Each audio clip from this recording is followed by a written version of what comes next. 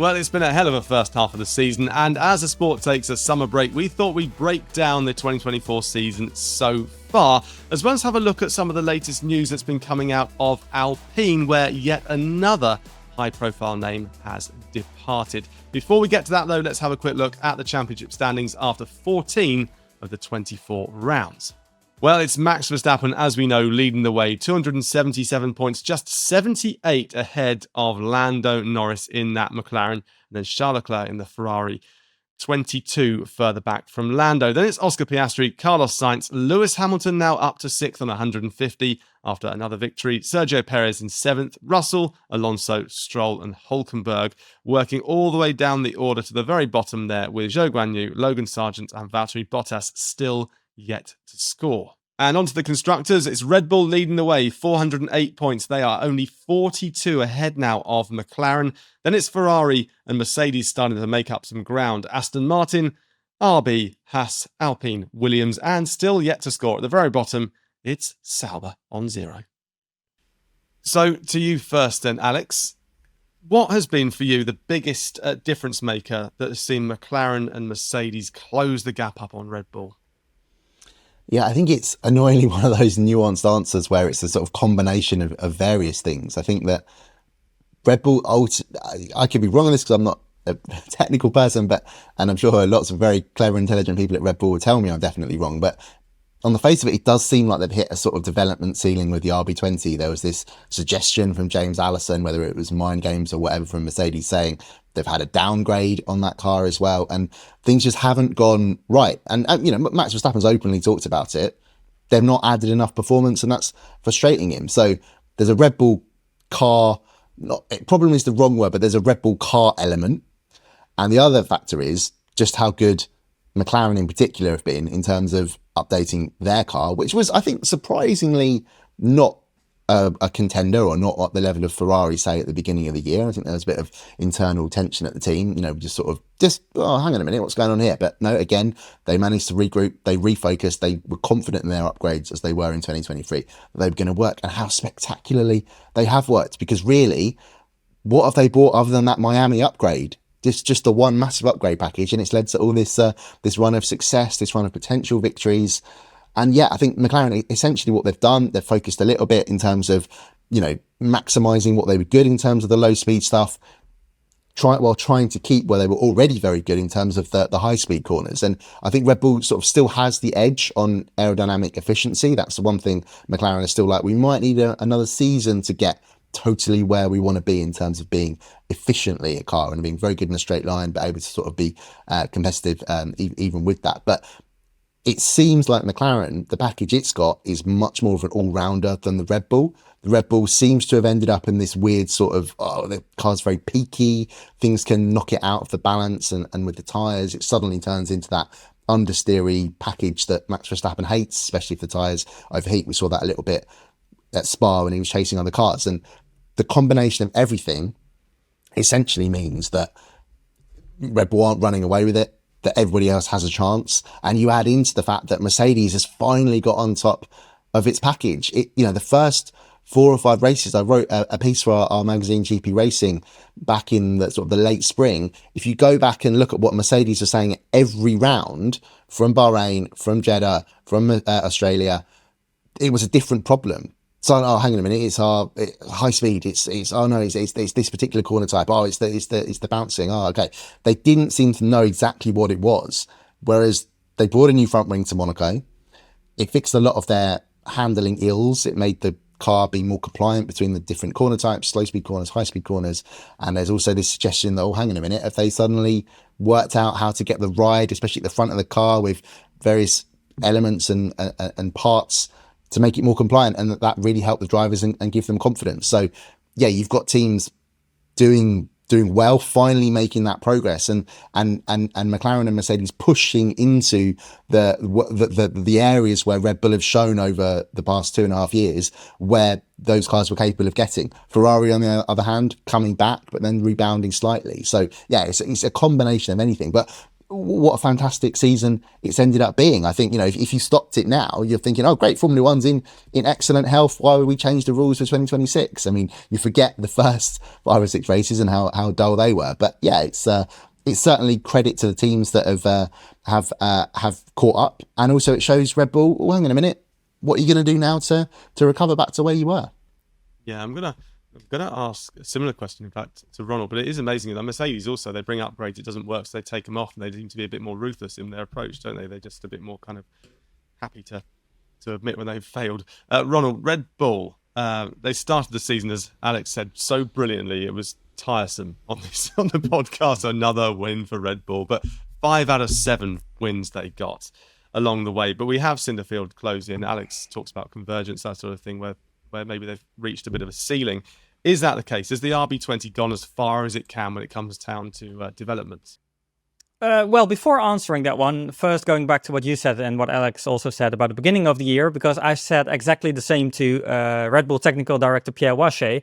I told him, like, in the media center in Bahrain, some colleagues said that, can we please play the Dutch national anthem 24 times and move on to next year? And then Wache was smiling and he said, well, I wish, but unfortunately we are here. But anyway, so did they hit a ceiling or no? That's a big question. And Max Verstappen answers it with no. Because first of all, he says, if I answer it with yes, you get lazy, because then you think, okay, there's no gains to be found anyway, so we don't need to push as hard as we can. So he just refuses to believe it. But also he says it's not the case that others are just copying us.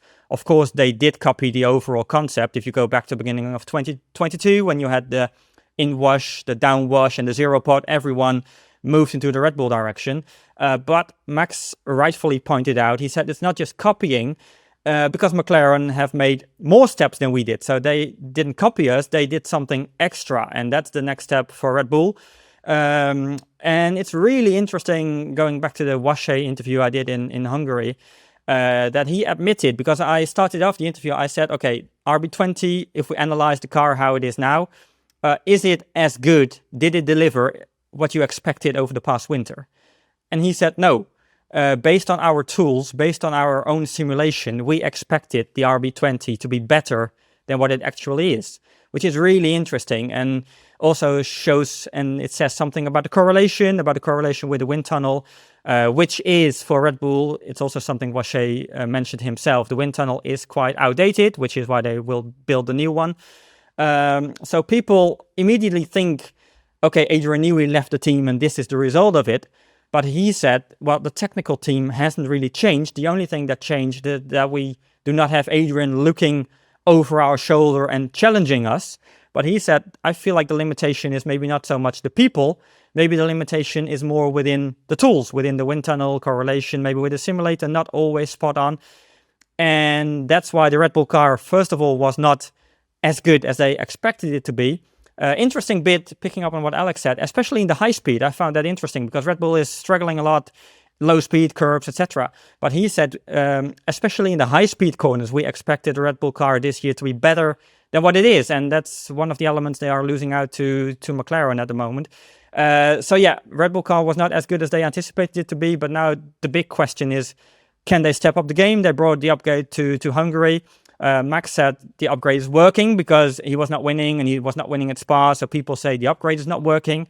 He said it is working, but the step we make is just not big enough. So that's again a push for the second half of the year to keep introducing more upgrades, to keep throwing new parts at the car. But as we have seen, not only for Red Bull, but also for some other teams, Ferrari, Mercedes, keep throwing new parts at the car is not always the solution, because if you find stuff in theory, it doesn't always make the car quicker on track. So that's the really tricky point that Red Bull has reached. And of course, they are close to the ceiling, so it's more about marginal gains. But finding those marginal gains just proves to be much more complicated than finding the big gains that they found in the beginning of 2022 and even 23. One final thing to round it up is that I also asked Wache, are you surprised that the others are catching you so quickly compared to Bahrain? And he said no. Actually, I'm surprised that they didn't catch us earlier, because he expected the opposition to be there in 23. They went into the season and he said, I anticipated it to be a a really tight fight from Bahrain 2023 onwards, and he's more surprised that it took the others so long to catch up. So he twisted it around, basically. They do that, don't they? Political. They're all political beasts in their answers, aren't they? One team that seems to be struggling. How many times have we mentioned this, Alex, in the past as well? How Ferrari is so good at snatching defeat from the jaws of success, and they started the season looking pretty good. Looking like the second team at least with a couple of victories along the way. But now we've seen that McLaren have overtaken them. If you look at the last races, Mercedes have overtaken them as well when it comes down to point scoring. What is behind the struggles at Maranello? I'll start with you on this one, Ronald. Can they fight their way back in the second half of the season? Yeah, I think it shows it doesn't only say something about Ferrari, but it shows a bigger problem with this set of regulations, that it's just so complex to add more performance to the car. And multiple teams in the pit lane have told me this. They said if you go back to the 2021 cars, there were different routes that you could take. Even look at the 2021 cars. The Mercedes car was looking completely different with a longer wheelbase than the Red Bull car. The Red Bull car had the high rake philosophy. If you look at the cars now, they all have pretty much a similar approach, which is the approach Red Bull had in 2022. So basically, there's only one route that everyone is going. And even more complex with the ground effect cars is that what I touched upon before, that if you find theoretical gains in the wind tunnel and in the simulator, it doesn't necessarily make the car quicker. Basically, with the 2021 cars, it was a bit more straightforward. You could throw upgrades on the car, you could find more downforce, and 9 out of 10 times it would work. But now, even if you find the more downforce, it's exactly what happened to Ferrari. You put it on the car and it will destabilize the car balance. And that's what happened to many teams, including Ferrari, because they introduced a new floor in Spain. Then all of a sudden, drivers were complaining about the bouncing again. And that's the thing, you find a lot of gains based on the wind tunnel, but you put it on the car and you get some unintended consequences. And that's what multiple teams had. Even Mercedes had it in Spa. They introduced a new floor and they went back to the old one. So it's not purely a Ferrari issue. It's more something that is just, a part of this new regulations. It's a part of the DNA of it. What's more painful is that we are in a cost cap environment. So if you get it wrong, you do not only lose a lot of development time, but also lose a lot of development money. So if you go back to, let's say, where you were in Imola, that's all good in terms of understanding, but then you lost a couple of months, you lost the wind tunnel time, which is also an important element, and you lost a lot of budget. So that's making it even more complex. And that's, I think, the main part of F1 nowadays, that every single upgrade has to be spot on, but to make every single upgrade exactly spot on is much more difficult than what it was in the past. Yeah, I think it's interesting with Ferrari. The good thing for it is that the fixes that it implemented once it had, understood what was going on with the bouncing problem seemed to have made things a bit easier. I think there was this expectation based on things, especially Carlos Sainz had been saying, that Spa was just going to be a complete disaster for them because of the bouncing in the high speed corners. And that didn't seem to be the case. Now, there were, of course, circumstances that masked a lot of that. You had the Red Bull, Verstappen way out of position, but should have won pace-wise, Sergio Perez being Sergio Perez and not taking a car capable of winning to victory. But also Leclerc finished ahead there and Sainz finished ahead of Perez. But also the wet weather boosting and the timing of having new tyres at the end of Q3, it sort of put Ferrari looking better than it actually was. But at the same time, it still wasn't as bad as it might have been. So, there's sort of good and bad for Ferrari at Spa. But actually, I think the more interesting factor concerning Ferrari is actually looking at McLaren, because we know that Andrea Stella and the team there have basically gone, oh, hang on a minute, we've got a floor upgrade coming, because this is the key thing. McLaren, unlike Red Bull, seems to be like, we've got loads more development coming. Like, we know exactly where we're going. We're not suddenly going, oh, hang on a minute, things aren't working. What are we going to do? McLaren have seen what's happened with the Ferrari floor, with the Mercedes floor, and they're being very cautious about trying to avoid that. So yeah, that's going to be another theme to sort of what's going on into the season. Will McLaren, when it does unleash more of its upgrades, will it encounter these problems that the others are finding? Wait and see, I suppose, is always the way. Alpine, we need to talk about Alpine. I'm not sure who wants to talk about Alpine, but let's talk about Alpine. Another high-profile departure there. Bruno Famin has announced that he's going to be stepping down as team principal after the break. That's the fourth principal to do so in the last 5 years, Enstone. I mean, that's crackers when you think about it for stability. What has led to this happening, to him stepping down, and why are Alpine rumoured to be terminating their engine programme as well? Yeah, so I mean, it sort of it depends on who you believe. Sort of the wider Renault group, Alpine themselves. I think there's no doubt that what Renault have promised consistently in the last 15 years has not happened. The engine hasn't been as good through the sort of various rule cycles. Even going back to the Red Bull days, it was a specific piece of mapping and software that made the Red Bull cars so good with the Renault engines. And in the hybrid era, the Renault power unit has just not been the one at any point that's been dominant. They even tried to get the other teams to say, are we allowed to make changes? Can we alter the rules to allow us to catch up at the other teams? Like, absolutely not, because this is Formula One. That's what happens. It's not called the Piranha Club for no reason. So yeah, historic failure at Renault is definitely a part of it. But also, as we're sort of seeing with the Audi Sauber project, if you have a car company that interferes with a Formula One team regularly, it doesn't win. What Mercedes have done so brilliantly, and to a certain extent, or for the same reason, but for a different company, because it's an energy drinks manufacturer and not a car, an OEM, a Red Bull. Basically, they've just gone, here's the money, you're a crack race team, go and win. And they leave them alone and they do it. And then probably pressure is applied. They don't necessarily just go, oh, you haven't won? Well, that's fine. No, that still happens. But Renault interferes at every level. And we've got ex-staffers saying, look, Luca Di Maio, the boss, he's just interfered. He's just changed things. He's put the wrong people in. This whole Alpine project, Laurent Rossi, the criticism he got from Alain Prost is absolutely devastating in terms of just people thinking they're better. It's our colleague Stuart Codling would like to point this out, the Dunning-Kruger effect, just thinking you're better than you are. And it's just led to wave after wave after wave of underachievement at Alpine. And now they've made another massive change in effectively bringing Flavio Briatore back as the boss, executive advisor, special advisor, whatever you call him. And he's calling big shots now. And by getting rid of, as is their plan, their own engine project, if they can do that, they've got to be very careful with French employment law, with the unions of the Viry-Châtillon plant. And, essentially they can't even sign with another manufacturer until they've sorted everything out there, because they're saying, look, there's no jobs, no one's going to lose their job, but equally we're shutting down what you're doing. So it's a very complex situation. So that once they've solved that, then that's when they can sign with another manufacturer. We expect that to be Mercedes.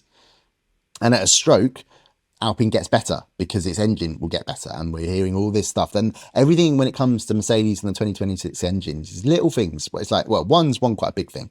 They've got the pedigree of 2014 and how good it was with a big engine change, engine change there. But the other thing is that we're hearing all this, hang on a minute, Mercedes doing a lot of hiring at Brixworth, a lot of people being recruited out of top universities, just general, things seem to be going okay here. Now, that could be completely wrong. The Honda power unit could be amazing. Aston Martin leaped to the front of the field. Red Bull with Ford, the power change there. Ronald, I know you've gone and visited it in Milton Keynes. That's Northampton and Milton Keynes, sadly, the only parts of the UK you visited. We will change that one day, Ronald. I promise you for you. And actually, it's sunny here. I know you came to Silverstone and didn't see the sun once, but it does happen. Anyway, that's the key thing. Like there's just good elements around Mercedes at the moment. And with Alpine having that, they get better. But it's still, there's question marks about what's going on with the management. Like it all sort of works on paper, but if it doesn't work, we know that this is a historic structure that suddenly goes, if it doesn't work, then we'll change it. And they don't give them enough time. And it's a bit like the Perez thing that we've talked about over and over again. Like if you keep doing the same thing, you're going to get the same results. It's the cliche, it's the definition of madness.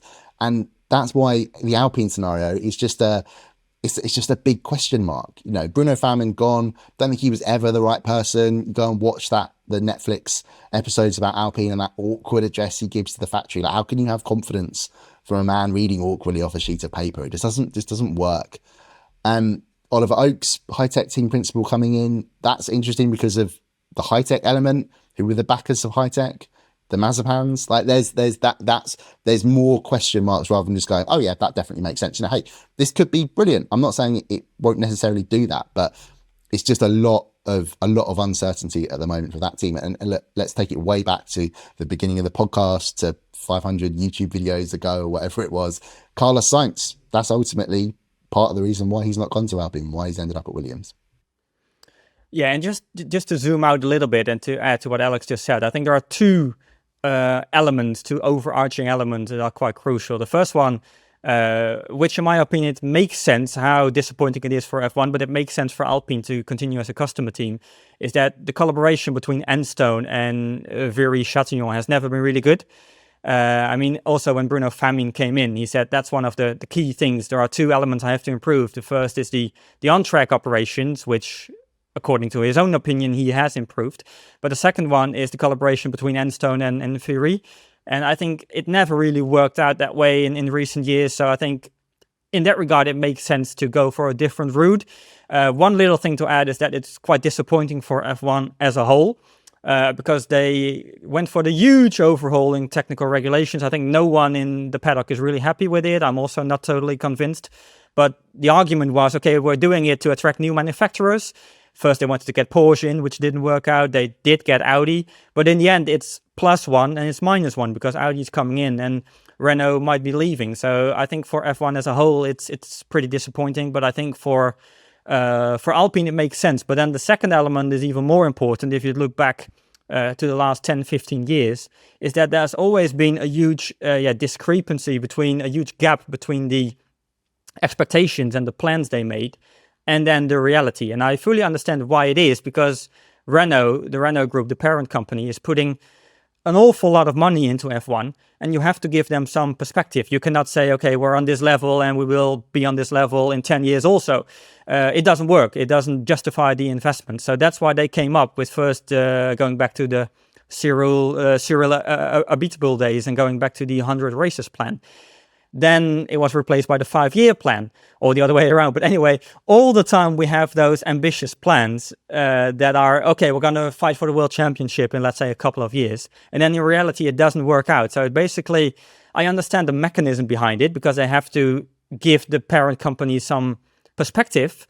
But I think ultimately it's also part of failure, because every single time those new ambitious plans are created, and then in reality, they can't quite live up to it. So I think continuing as a customer team is important, but also bringing the expectations in line with the actual team resources and bringing it in line with how things are in reality. I think those two elements will be key for this team to maybe one day succeed in the long term. Well, thanks very much, gents, for your analysis. Amazing and insightful as always. And thank you to you as well for tuning in. If you liked what you saw, make sure you subscribe so you can keep across all of our content, and make sure you carry on tuning in as we start to bring you our preview of what to expect for the rest of the 2024 season. Thanks for watching.